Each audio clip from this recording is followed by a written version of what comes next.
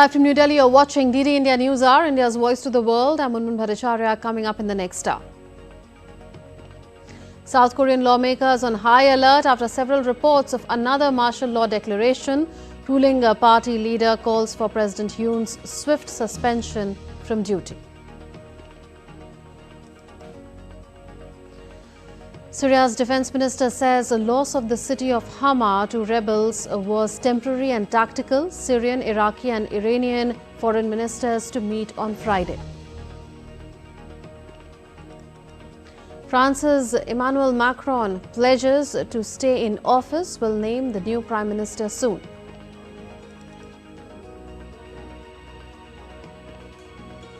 Romanians stage pro-Europe rally ahead of Sunday's runoff elections, says a radical far-right Calin Georgescu is a Russian sympathizer. And in sports, the Indian cricket team to take on Australia in the second test match at Adelaide. Visitors lead the 5-match Border Gavaskar Trophy series by 1-0.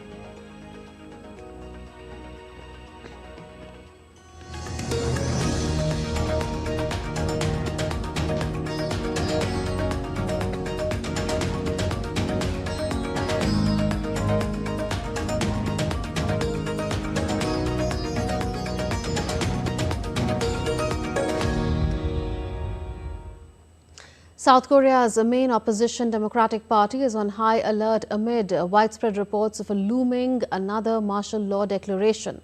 The party said that lawmakers have been put on standby and an emergency meeting is scheduled as the nation waits to see how the situation will unfold. While South Korea's ruling party leader said on Friday that President Yoon Suk-yeol needs to be removed from authority for the safety of the country for trying to impose martial law, but stopped short of urging members to vote for impeachment. Yoon shocked the nation and his own ruling People Power Party on Tuesday when he announced he was imposing martial law in order to root out anti-state forces and overcome obstructionist political opponents. He reversed course about 6 hours later after Parliament, including some members of his party, voted to oppose the decree.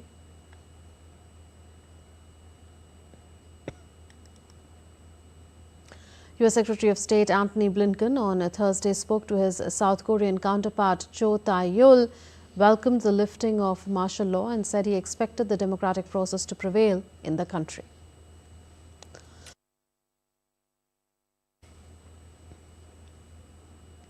In a dramatic turn of events, South Korean President Yoon Suk-yeol's approval rating has stumbled to a concerning 13% following his recent declaration of martial law, according to a Gallup Korea poll released on Friday. President Yoon, who has faced growing criticism, now finds himself grappling with diminishing public support as his overall weekly rating remains at just 16%. The latest figures reflect a significant drop in confidence and could pose challenges for the administration as it navigates this tumultuous period. My colleague Amit Mukherjee now joins us with more. Amit, the dust hasn't settled yet after the first martial law declaration by President Yoon of South Korea, and now reports are emerging about a second one. So how could things play out from here on? Well, Mumun, of course, the opposition is anticipating the final move from President Yoon, which might be another round of the application of this martial law. But if you really understand the situation, President Yoon no longer enjoys, the favor of people of South Korea. In fact, especially after the implementation of this martial law, his popularity plummeted, as you have rightly mentioned. So it's quite, it's not. At this point in time, one really can't say that he is again going to take another drastic step. As it is, people of the country is terming this as a very, very drastic step and it was a complete disaster that he had, opted to implement this martial law. So as of now, people are the people of South Korea are investigating the action of his, because a lot of people have backed out saying that they had no support for the implementation of the martial law, whether it's a defense minister of South Korea or the military head of South Korea. They have denied any direct role as far as the implementation of this martial law is concerned. So in the absence of of any support, even from within his party, People's Power Party, I mean, to which President Yoon belongs to, they have also said that they don't want him in power as of now. Of course, they also said that they are not going to support this impeachment process, which has been kind of brought into the assembly, and we might see a voting on this on Saturday, late Saturday night, because it was moved on Thursday. So even though his party is not kind of supporting this impeachment process entirely, but there are lawmakers within his own party who are not in favor of President Yoon continuing to be in the seat of power. So, and as you know, I mean, you need about a two-thirds majority to impeach the president of South Korea, a two-third of the assembly majority. And as of now, the opposition parties have about 192 members, and which is like basically 8 short, because of the total strength of 300. 192 are opposition, and eight is they're falling short of eight. And of course, there are again reports that there are a lot of lawmakers, at least 10, who are not, they are not sure as to which way they're going to vote, when this impeachment process starts. So as of now, President Yoon taking chance with another implementation of martial law doesn't really, it's slightly, it's a distant matter as of now, because there's a lot of unrest. He has lost support of his own party. In fact, the people, not only the martial law, the people of South Korea has been quite unhappy over all the incidents of fund embezzlement and manipulation of stock markets and all, which has been linked to him and his family. Umun? Absolutely, Amit. Like you said, the pitch has already been cured, so a second declaration would only cure it further. But although the Conservative Yoon may have had legitimate grievances against the Democratic Party for using its parliamentary majority to push through legislation, something that you had mentioned too, did President Yoon then really mistime his attack via the first martial law declaration, an error that has made him more vulnerable than ever, even though the opposition may not have the numbers that they need require for impeachment, yet it's a difficult road ahead for him, isn't it? Yes, absolutely. The first and foremost, President Yoon did not take his own party into confidence. In fact, if you look at reports, a lot of people have said that only a handful number of people were aware of the fact that a martial law is going to be implemented, which really shows that his entire cabinet was not informed, his party people were not informed, his party chief was not informed. So I think it was a miscalculated step which was initiated by President Yoon, of course, which lasted only for 6 hours, and he had to reverse his decision. But yes, and going as far as the impeachment is concerned, it's not really a very difficult thing. And South Korea has had the history of seeing presidents being impeached. In fact, the last episode was happened in 2016, where the first women president, Park Geun-hye, she was impeached by a whopping majority of 244 votes against 56.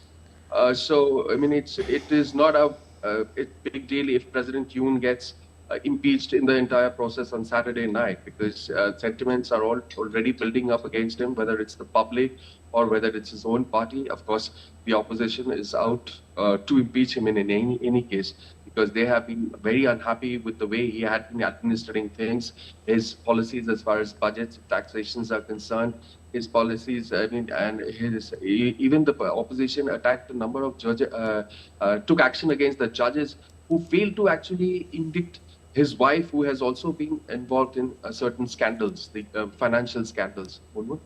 Yes, we leave it at that. Amit Mukherjee reporting from New Delhi. Let's move on. Syria's defense minister said the situation in the city of Hama is under control, and the advance of Takfiri terrorists was the result of a temporary tactical measure by the country's forces. In a televised interview, Ali Mahmoud Abbas detailed the army's measures to defend the strategic city of Hama. Abbas affirmed that the Syrian forces are still positioned in the vicinity of Hama and are fully prepared to carry out the national and constitutional duties. He vowed that the army would not hesitate to restore security to areas occupied by terrorists.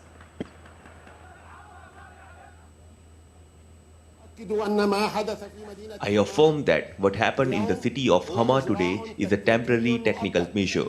Our forces remain positioned around the city of Hama, fully prepared and ready to carry out their national and constitutional duties. Earlier on Thursday, Syrian rebels captured the city of Hama after the military withdrew its troops from Hama in another setback for President Bashar al-Assad. HTS fighters and their allies took over Hama Central Prison and released inmates amid fierce battles, while the military said it had redeployed troops outside the city. The rebels took the main northern city of Aleppo last week and have since pushed south from their enclave in northwest Syria. Fighting has raged around villages outside Hama for 2 days, but once rebels entered the city, the battle ended in hours.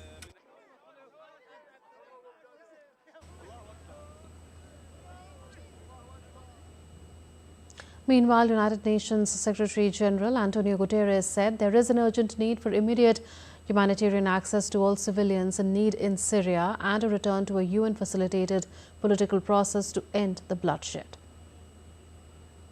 After 14 years of conflict, it is high time for all parties to engage seriously with Geir Pedersen, my special envoy for Syria, to finally chart a new, inclusive and comprehensive approach to resolving this crisis in line with Security Council Resolution 2254. It's time for serious dialogue. I once again urge all those with influence to do their part for the long-suffering people of Syria. French President Emmanuel Macron reaffirmed he would stay on until the end of his mandate in May 2027 in an address to the nation after lawmakers toppled his government led by Michel Barnier. In a 10-minute speech, he added that the new government should represent a variety of parties willing to take part in or at least agree not to censor it. Meanwhile, Macron has asked Barnier and his government to stay in a caretaker capacity until a new government is formed. French President Emmanuel Macron will appoint a new prime minister in the coming days, whose top priority will be getting a 2025 budget adopted by Parliament. A special law to roll over the 2024 budget and avoid any gap will be put forward by mid-December. The new government will prepare a full budget early next year, in particular to account for inflation, for a vote by Parliament.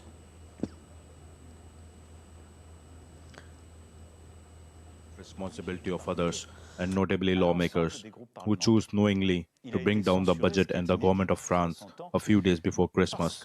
The mandate you democratically gave me is a 5-year mandate, and I will carry it out fully until the end. We can't allow ourselves to be divided or to do nothing. That's why I will name a prime minister in the coming days. I will ask them to form a government in the general interest, representing all the political parties who can participate in it, or at least who agree not to bring it down. In Romania, several thousand rally in capital Bucharest in support of a pro-European presidential candidate a few days before key elections. Demonstrators said they fear their democratic rights are under threat. In the upcoming second round of the presidential election on Sunday, centrist Elena Lasconi will run against far-right NATO critic Calin Georgescu, whose victory would isolate Romania in the West and erode its support for Ukraine. Calin Georgescu, a past admirer of Russian President Vladimir Putin, took most of the votes in the first round, sparking fears about the future of the EU and NATO members and triggering protests, especially among the young people. Under a Georgescu presidency, Romania would join Hungary and Slovakia as Russia sympathizers on the eastern flank of NATO. Romania shares a long border with Ukraine and has been a staunch supporter of Kiev since the full-scale conflict in 2022.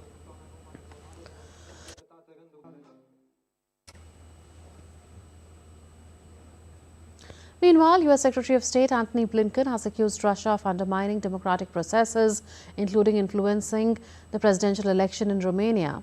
He called for renewed vigilance to uphold the standards set by the Organization for Security and Cooperation in Europe. In Moldova, the OSCE affirmed a well-administered runoff, despite Russian interference. And now Romanian authorities are uncovering a Russian effort, large in scale and well-funded, to influence the recent presidential election, contrary to OSCE standards. Meanwhile, in Georgia, observers shed light on troubling reports of voter intimidation and efforts by the ruling party to tilt the playing field in its favor. Still to come on DD India News Hour.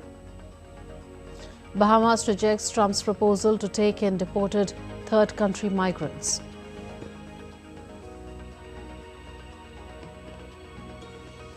New appointments take place ahead of Donald Trump's inauguration.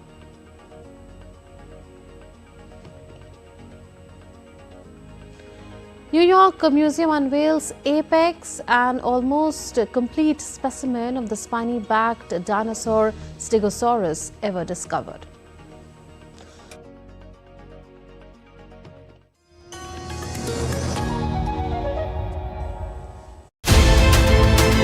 We are doing a youth dialogue on Indian foreign policy with 30 outstanding, most talented young people from various colleges and universities across India. The youth bulge in our country is more interested in knowing about what is going on in the world. We need to see where our interest lies, be it in economic sphere or the soft power diplomacy, trade and other negotiations, also strategic balancing. What S. Jaishankar actually brought to the table was, as Foreign Secretary as well as the Foreign Affairs Minister, the strategic clarity that India has.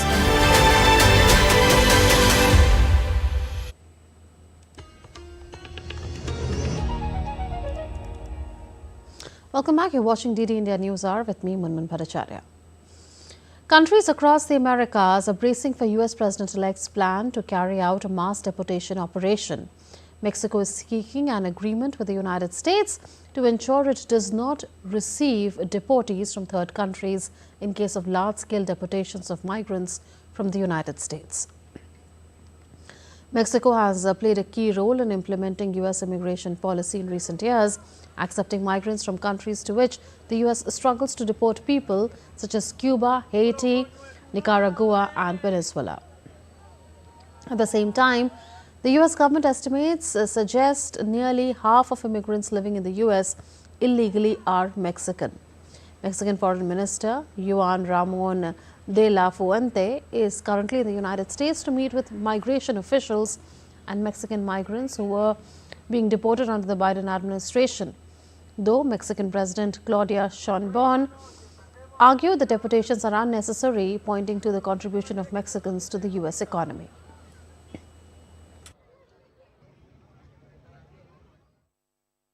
Obviously, we stand in solidarity with everyone. But our main purpose is to receive Mexicans, and we hope to reach an agreement with the Trump administration so that in case these deportations happen, they send people from other countries directly to their countries of origin. There is a current agreement with President Biden's administration, where for many of the nationalities, they directly airlift them to their home countries. A las personas que vienen de otros países. Other country in the troubled waters with the US is Bahamas, which has rejected a proposal from the transition team of the United States to take in immigrants from other countries. In a statement on Thursday, the office of Bahamian Prime Minister Philip Davis said the Caribbean nation simply does not have the resources to accommodate such a request, and there has been no further engagement or discussions with any entity regarding this matter. On the same issue, Cuba has called the proposal of mass deportations from the US unrealistic and unfair. Under existing accords, Cuba has accepted small numbers of deportations from the United States, both by air and by sea, during the Biden administration. But its Deputy Foreign Minister, Carlos Fernandez de Cosio, said any such deportation proposal would need to be vetted within the bounds of existing agreements on migration between the US and Cuba.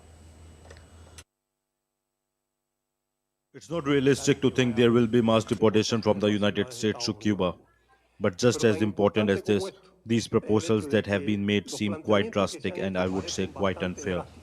Pretending to deport tens of thousands or hundreds of thousands of Cubans, which are the figures that sometimes are handled, would be uprooting people who have already made their life in the United States. Israel has maintained that there is still a chance to strike a hostage deal with Hamas. In the midst of raging conflict, India asserted that its relations with Israel is based on the country's interests. Here are more developments. The Israel-Hamas conflict has entered a crucial phase and possible breakthrough, with Israeli Defense Minister Israel Katz saying that Israel had pressured Hamas to the extent that a hostage deal with the Iranian-backed group might be possible. Speaking to soldiers at an Air Force base in central Israel, Katz said that due to increasing military pressure, there is a chance that this time we will really be able to advance a hostage deal. There is a chance that this time we will really be able to advance a hostage deal, and we are working on this matter and see this goes before our eyes. Of course, in future, Hamas cannot control Gaza. This is absolutely clear because of what has happened and because of what may happen. Meanwhile, Israel's Prime Minister Benjamin Netanyahu announced in a statement on Wednesday that the body of a hostage had been recovered from the Gaza Strip. 38-year-old Itai Swarsky was kidnapped during Hamas's surprise attack, and his body was recovered in an operation by the Shin Bet Internal Security Agency, aided by the military. In the midst of all these developments, during the question hour in India's upper house of parliament, External Affairs Minister Dr. S. Jaishankar asserted that India's relations with Israel is based on the country's interests. Where Israel is concerned, it is a country with which we have a strong record of cooperation in national security. It is also a country that has stood by us at different moments when our national security was under threat. So when we take any decision, we will bear in mind, obviously, the larger circumstances, but we will definitely be driven by our national interest in this matter. India's External Affairs Minister also said that India gives importance to relations with Palestine and supports its status as a separate nation. We support a two-state solution, and we have been public and unambiguous about that. So I think there should be no cause for confusion regarding two-state solution. Meanwhile, the Israeli military continues its operation to neutralize Hamas from the Gaza Strip. With shells crashing near residential areas, families left their homes and headed westward towards the nearby humanitarian designated area of Al-Mawasi. Bureau Report, DD India. Meanwhile, US President-elect Donald Trump on Thursday appointed former PayPal Chief Operating Officer David Sacks to be his White House artificial intelligence and crypto czar. Trump said Sacks will also lead the Presidential Council of Advisors for Science and Technology. Trump said Sacks will work on a legal framework so the crypto industry has the clarity it has been asking for and can thrive in the US. Sacks has held key leadership roles in the tech industry, including serving as COO and product leader at PayPal and founding Hama, where he was a CEO. Over the years, Sacks has been a prominent figure in venture capital and technology innovation. Trump, who once labeled crypto a scam, embraced digital assets during his campaign, promising to make the United States the crypto capital of the planet and to accumulate a national stockpile of Bitcoin. The appointment of David Sacks came as Bitcoin rose above $100,000 for the first time on Thursday. That spurred expectations that his administration will create a friendly regulatory environment for cryptocurrencies. Earlier, Trump on Wednesday said he would nominate lawyer Paul Atkins to run the Securities and Exchange Commission, which would be a relief for Wall Street and the crypto industry. Bitcoin has more than doubled in value this year and is up about 45% in the 4 weeks since Trump's sweeping election victory. More than 16 years after its creation, Bitcoin appears on the cusp of mainstream acceptance.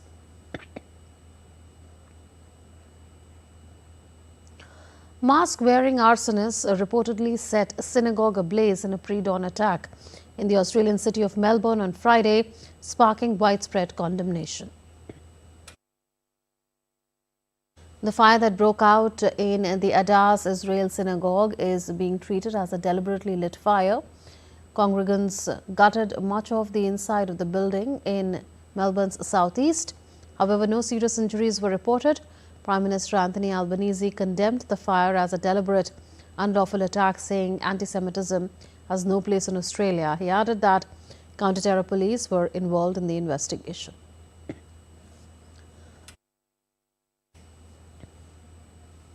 A powerful earthquake of magnitude 7 hit off the coast of a sparsely populated area of Northern California on Thursday, triggering widespread fear and evacuations. Coastal towns scrambled as a security warning extended 500 miles across California and Oregon. However, the alert was cancelled 90 minutes later, bringing relief to 4.7 million affected residents. The quake centered 39 miles west of Ferndale at a shadow depth of 10 kilometers, caused no reported injuries or major damage. California Governor Gavin Newsom said that he was concerned about damage in Northern California and that he had signed a state of emergency declaration that would facilitate assistance for the impacted areas.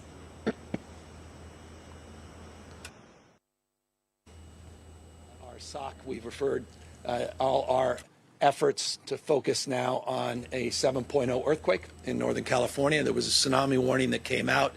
That tsunami warning was lifted. It is part of a protocol, tsunami warnings, anytime you're 5.0 or greater around a coastal region, typically goes into effect. It allows us to back off through abundance of caution. That was lifted. Nonetheless, we're concerned about damage, particularly in the northern part of the state, in Del Norte and Mendocino, in Humboldt County as a consequence of that. NASA has announced new delays in the U.S. Space Agency's Artemis program to return astronauts to the moon for the first time since 1972. Making the announcement, Administrator Bill Nelson said sending astronauts around the moon and back has slipped to April 2026, with the subsequent astronaut landing mission using SpaceX's Starship planned for the following year. The move pushes back the next two planned missions amid potential policy changes under Trump's administration. The Artemis II mission, a flight carrying astronauts around the moon in Orion, but without a landing, has experienced previous delays as well, including one announced by Nelson in January, pushing back its timetable to September 2025. Nelson on Thursday confirmed it would be further delayed until April 2026.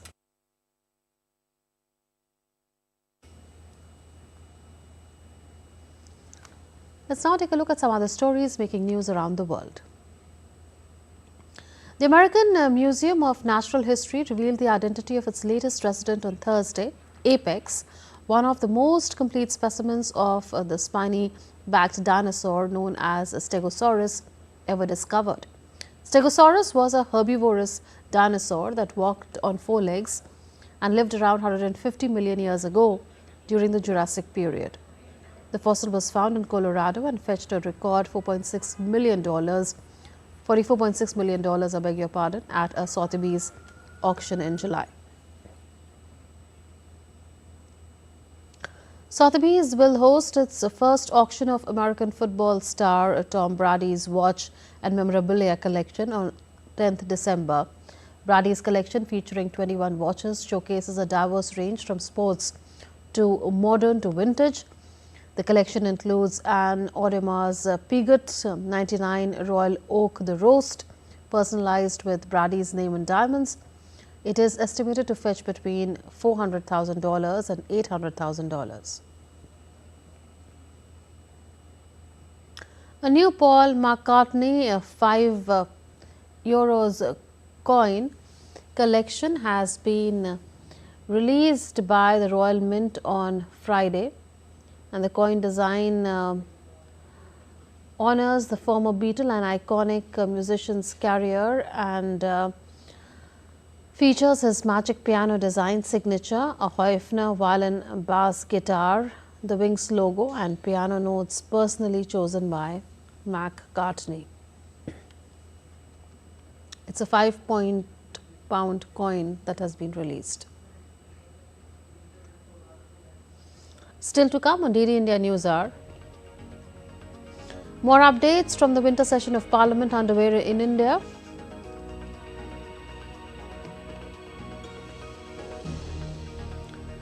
To showcase the cultural vibrancy of Northeast India, Prime Minister Narendra Modi to inaugurate Ashtalakshmi Mahotsav in New Delhi today. Anti-drone system to be installed to stop illegal drones at Mahakumbh.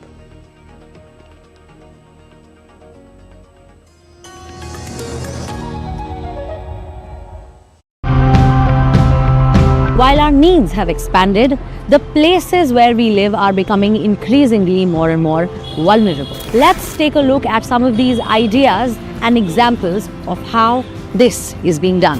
We do traffic survey, basically traffic volume survey. Many intersection has now zero fatalities and injuries. The streets has zero dust pollution now. Palmyra bags, it negates the destruction of the root structure because we do not remove these bags. Over a period of a few weeks, it gets totally degraded and mixes with the soil, which also avoids the plastic pollution. Fish feces is known as sludge and can be used for plantain farming.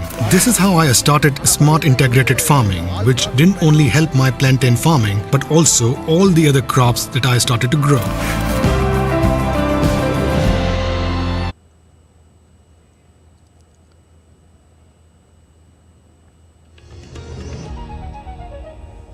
Welcome back. You're watching DD India News Hour with me, Munmun Bhattacharya. A recap of the headlines. South Korean lawmakers on high alert after several reports of another martial law declaration. Ruling party leader calls for President Yoon's swift suspension from duty. Syria's defense minister says loss of the city of Hama to rebels was temporary and tactical. Syrian, Iraqi and Iranian foreign ministers to meet on Friday.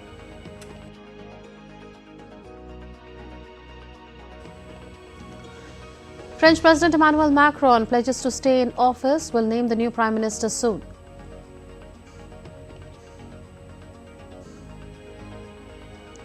Romanians stage pro-Europe rally ahead of Sunday's runoff elections, says radical far-right Calin Georgescu is a Russian sympathizer. And in sports, Indian cricket team to take on Australia in the second test match at Adelaide. Visitors lead the 5-match Border Gavaskar Trophy Series 1-0. So the Indian Parliament will resume its daily proceedings on the winter session on Friday, with the lower house of Parliament set to take up the Railways Amendment Bill 2024 and the Disaster Management Act 2005 for consideration and passing. While in the upper house, Minister of State for Information and Broadcasting Dr. L. Murugan will make a statement regarding government business for the week commencing Monday. Opposition continued to disrupt the proceedings in both houses of Parliament on day 9 on Thursday. Even before the House assembled, opposition led by the Congress staged a protest march against a business conglomerate wearing black jackets, even though other major parties from the opposition stayed away. Joining us now is our correspondent Vishal Baristo. Vishal, there was din in Parliament yesterday as the BJP and opposition sparred over the George Soros Congress Nexus charge and other contentious issues raised their head too. Could there be a spillover effect today, and what else can we expect in terms of agenda in both houses of Parliament? Well, Munmun, you put it quite correctly, because yesterday was not the special day. It has been going on since the winter session started. And opposition went all out staging a march in the Parliament premises, which was very much not taken lightly by the Treasury, and the Parliament Affairs Minister had to come on record and saying that the opposition is not behaving the manner in which they are supposed to.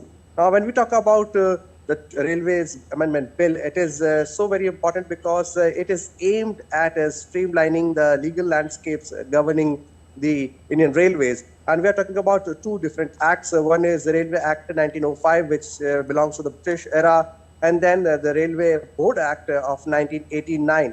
Now, the government is aiming at clubbing both these acts so that there is a better framework available for the administration of Indian Railways. And it is also looking at the recommendation of the Joint Parliamentary Committee, which made its recommendations in 1986. So all these recommendations are required to be incorporated, but the opposition sees it as a step towards privatization of Indian Railways.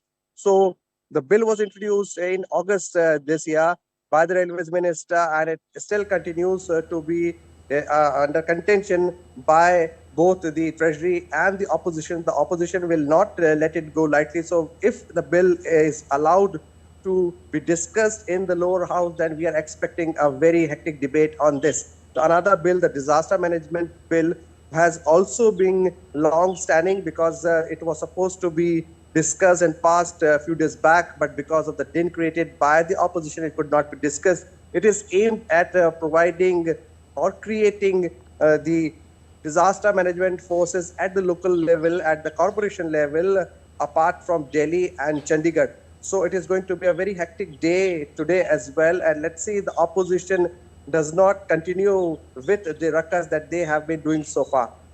We leave it at that. Vishal Baristo reporting from New Delhi on today's parliamentary proceedings.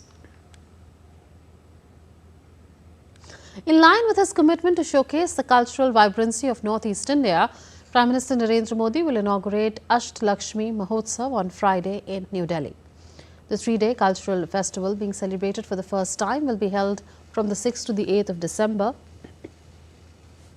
It will highlight the vast cultural tapestry of Northeast India, bringing together an array of traditional arts, crafts and cultural practices. To promote economic opportunities in areas such as traditional handicrafts, handlooms, agricultural products and tourism, the Mahotsav will feature a variety of events. The Mahotsav will have design conclave and fashion shows displaying the rich handloom and handicraft traditions of Northeast India at the national stage. Highlighting the region's rich cultural heritage, the festival will also showcase vibrant musical performances and indigenous cuisines of Northeast India. The Government of India has launched the Anna Chakra PDS supply chain optimization tool and the Scan Portal subsidy claim application under the National Food Security Act today at Bharat Mandapam in New Delhi. This landmark initiative aims to modernize and streamline the public distribution system, ensuring food security for millions across the nation.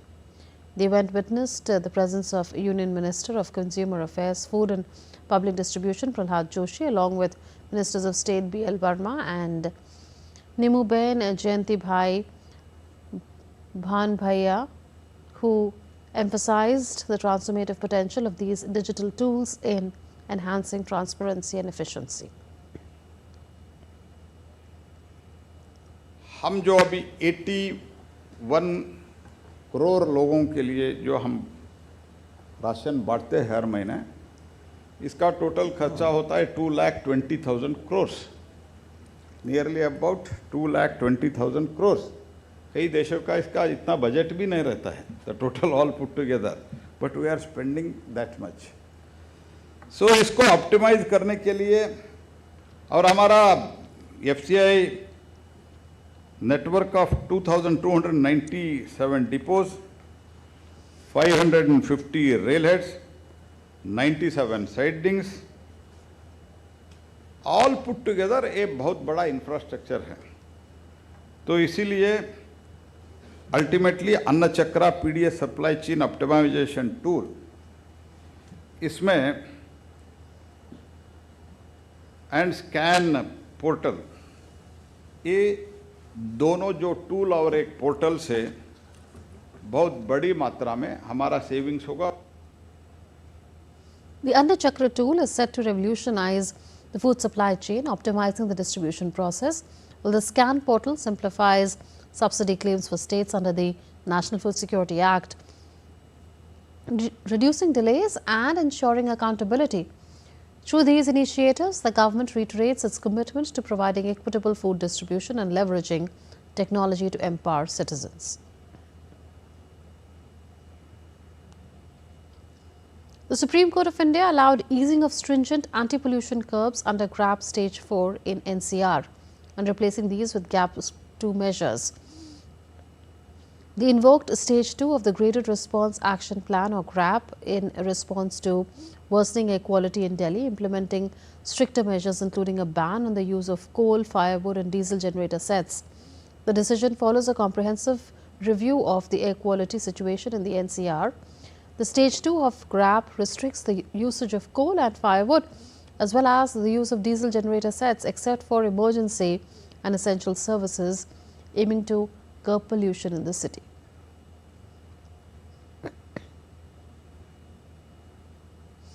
Now look at some other stories making news. Chief of Army Staff General Upendra Dwivedi attended the Indian Army Ideas and Innovation Competition and Seminar, showcasing the force's emphasis on technological advancements and creative problem solving. The event served as a platform to highlight cutting-edge innovations and strategic concepts aimed at enhancing operational efficiency and readiness.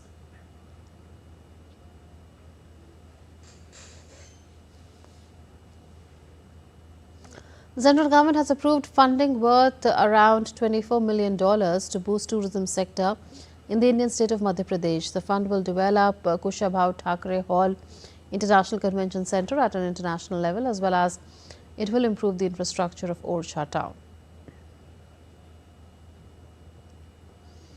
Indian artist Eklavya Prasad inaugurated a captivating art exhibition celebrating creativity and expression. The event brought together artists, art enthusiasts and dignitaries, offering a vibrant showcase of diverse artistic styles and themes aimed to promote cultural appreciation and encourage meaningful conversations through the lens of art.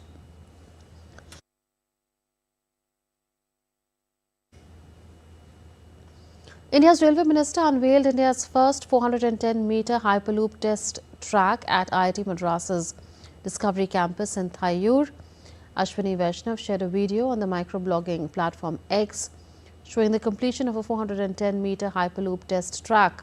The test track is an outcome of a collaborative effort between Indian Railways, IIT Madras's Avishkar Hyperloop team and Tutra Hyperloop, a startup incubated at the institute.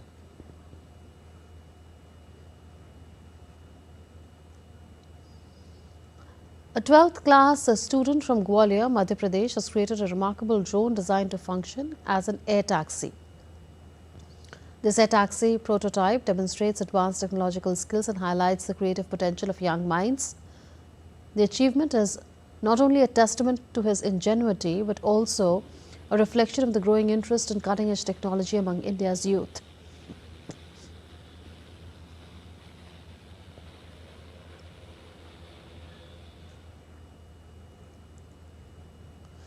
Making elaborate security arrangements for the world's biggest religious gathering, Mahakumbh, the Mela police have decided to use advanced technology to restrict the use of illegal and unlicensed drones. The authorities have acquired specialized counter-drone technologies and software to neutralize illegal drones without causing unnecessary harm. The state police will deploy a total of 20 advanced drones to maintain strict surveillance in the Mela area.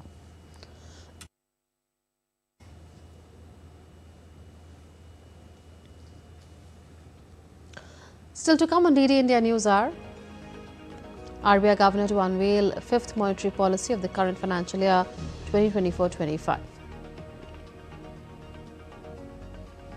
And in sports, for the sixth time in a row, world champion Ding Liren and India's D. Gukesh play out a draw at the World Chess Championship.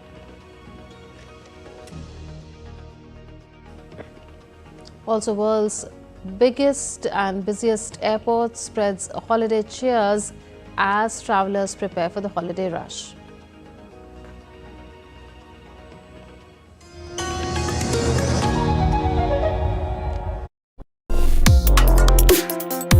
Complex issues, hidden agendas, twists and turns, strategic games. We think all dots are linked. We just need to connect them. Join me every week as I connect the dots to unravel hidden designs in statecraft, mysteries, and decode issues that matter to you. Watch Connecting the Dots with me at these times on DD India.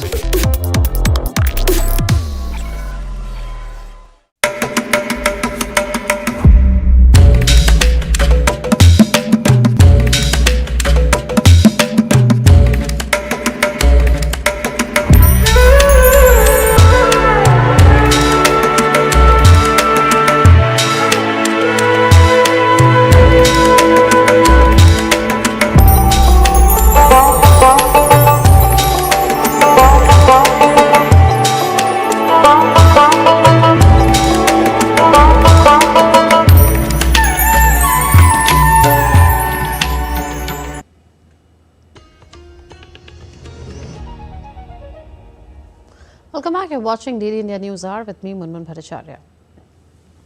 The Monetary Policy Committee of the Reserve Bank of India, led by Governor Shaktikanta Das, will announce its bi-monthly policy decisions on Friday. The three-day meeting, which began on the 4th of December, is being closely monitored as the RBI tackles major economic challenges. Key areas of focus for the policy include interest rates, inflation trends, growth projections, and global oil prices, with the official decisions to be revealed during a press conference. The Monetary Policy Committee meeting is set against a backdrop of slowing GDP growth, persistent inflation, and reduced production levels, highlighting expectations for policy changes. In a major development, Central Bank of Bangladesh is printing new currency notes without the image of former Bangladesh President Bangabandhu Sheikh Mujibur Rahman. Currently, currency notes of all denominations have an image of Rahman. According to Bangladesh Bank, the banknotes of Taka 20, 100, 500 and 1000 are being printed with religious structures, Bengali traditions and graffiti drawn during the July uprising. The new notes are expected to be released in the market within the next 6 months. The officials concerned of the Central Bank and the Ministry of Finance said the image of Sheikh Mujibur Rahman will be removed from the current notes. The release added that the design of the 4 notes is being changed first, and the design of all types of banknotes will be redesigned in phases.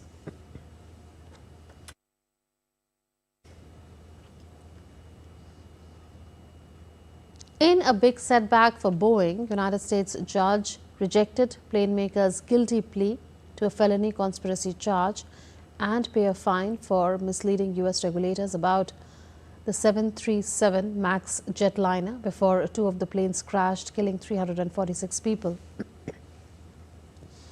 U.S. District Judge said that diversity, inclusion and equity, or DEI, policies in the government and at Boeing could result in race being a factor in picking an official to oversee Boeing's compliance with the agreement. The judge gave Boeing and the Justice Department 30 days to tell him how they plan to proceed. They could negotiate a new plea agreement, or prosecutors could move to put the company on trial. The Department of Justice said it was reviewing the ruling. Boeing did not comment immediately. An attorney for families of passengers who died in the crashes called the decision an important victory for the rights of crime victims.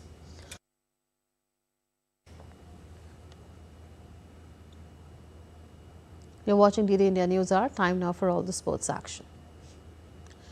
The International Olympic Committee President Thomas Bach said on Thursday that it is time for national boxing federations to decide if the athletes will be at the 2028 Los Angeles Olympics under a new global body, or if the sport will miss out. The boxing competition at the Paris 2024 Olympics was run by the IOC after it stripped the International Boxing Association of recognition last year. So the IOC has not included boxing on the LA 2028 program yet, and has urged national boxing federations to create a new global boxing body or risk missing out on the Olympics in 4 years' time. In the hands of the national boxing federations, whether they want their athletes to give an opportunity to win Olympic medals or not. It's very easy, and there we see there are some moves with a number of federations. We are watching this, and when time comes, then we have to make, like for any recognition or provisional recognition of any international federation, we have to make an assessment whether there is a federation, and in this moment it looks like that the only who could it be is world boxing. Team India gears up to take on Australia in the second test of the Border Gavaskar Trophy on Friday. The stage is set in Adelaide, where India will look to consolidate their lead in the 5-match series. The visitors are currently 1-0 up, having thrashed the hosts by a convincing 295 runs in the first test. Here's a report.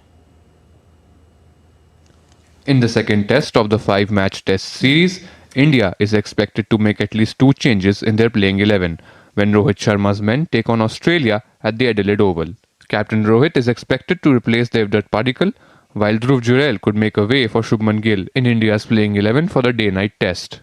In a conference on the eve of second test, Rohit informed that he would bat somewhere in the middle order, while KL Rahul would continue to open the innings for India. How I came to that decision of batting down the order is clearly, we want results, we want success, and those two guys at the top, just looking at this one test match, they batted brilliantly. I was at home with my newborn in my arms, and I was watching how KL batted. It was brilliant to watch, to be honest. In the bowling department, India would look to depend on the same set of bowlers that wreaked havoc in Perth under the leadership of Jasprit Bumrah. Meanwhile, Australian captain Pat Cummins revealed that there would be only one change in their playing 11 from first test. Scott Boland would replace Josh Hazlewood in Australia's playing 11 for the second test. Yeah, I mean, traditionally here, there's normally a little bit of nip, which is obviously suits Scotty quite well. All last summer, kind of he was geared up to go, and no one fell over, so it feels like it's been quite a while. Obviously had a good little hit out in Canberra a couple of days ago as well, so his prep's been really good. He's happy with how it's coming out and his rhythm. But as a captain, it's pretty awesome for someone like Scotty to come straight in. He can bowl huge amount of overs if you need. Super consistent. He's performed at this level, so he looks ready to go. Australia's record in the pink ball format has been nothing short of legendary. In the 12 matches they have played, they've emerged victorious 11 times. India also holds an impressive record under twilight sky with 3 wins out of 4 matches. However, the shadow of Adelaide in 2020 looms large, where India crumbled to a historic low of 36 in the second innings. With India looking to continue the momentum and Australia aiming to make a thrilling comeback, the stage is set for an exciting contest. Sports Desk, DD India. Indian chess grandmaster D. Gukesh and reigning champion Ding Liren will face each other in the 10th game of the World Chess Championships 2024 on Saturday in Singapore. Game 9 saw 6th consecutive draw between both the challengers, where the game ended in a draw after 51 moves. Liren has secured victory in the opening game, while the 18-year-old Gukesh claimed the third game. The players now have a rest day on Friday before Ding will have a white in 2 of the next 3 games when the battle recommences on Saturday. The scores are now levelled at 4.5, 4.5 with just 5 games to go. The first player to reach 7.5 points will win the title.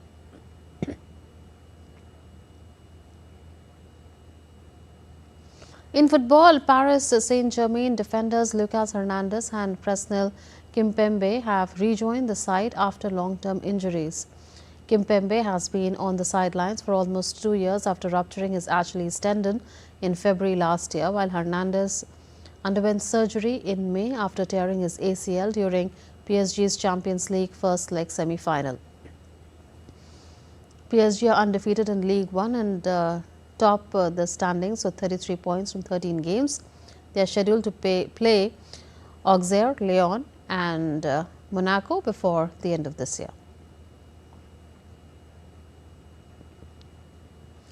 Nation remembers Bharat Ratna Dr. Babasaheb Ambedkar, the architect of India's constitution and a beacon of social justice, on his death anniversary. The day is widely observed as a Mahaparinirvan Divas. Vice President Jagdeep Dhankar, Lok Sabha Speaker Om Birla and Prime Minister Narendra Modi, besides other dignitaries, paid floral tributes to Babasaheb at Prerna Sthal in Parliament House complex. Dr. Ambedkar, a revered leader, thinker and reformer, dedicated his life to championing equality and eradicating caste-based discrimination.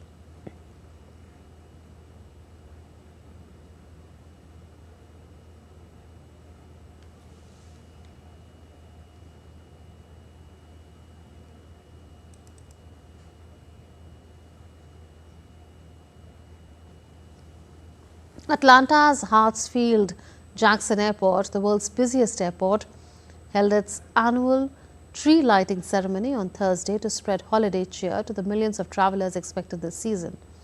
The event featured performances by Arts Choir and live musicians playing in front of a Christmas tree in the domestic terminal.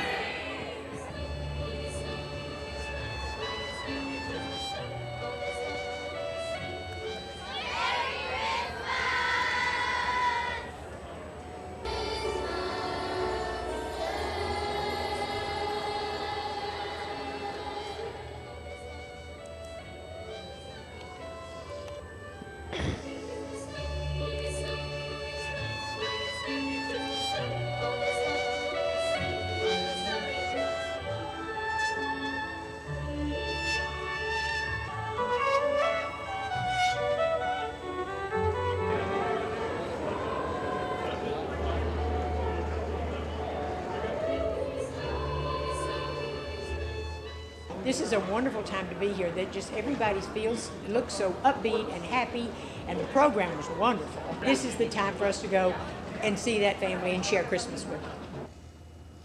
India's public broadcaster Prasar Bharati has recently launched Waves, entering the field of OTT platforms. Waves provides a complete infotainment ecosystem to digital media and OTT audiences. If you also want great content for free, then download Waves today. We'll be back with more news as it breaks here on DD India. This is Munmun Bhattacharya from all of us here in Delhi. Thanks for watching DD India News Hour. Namaskar.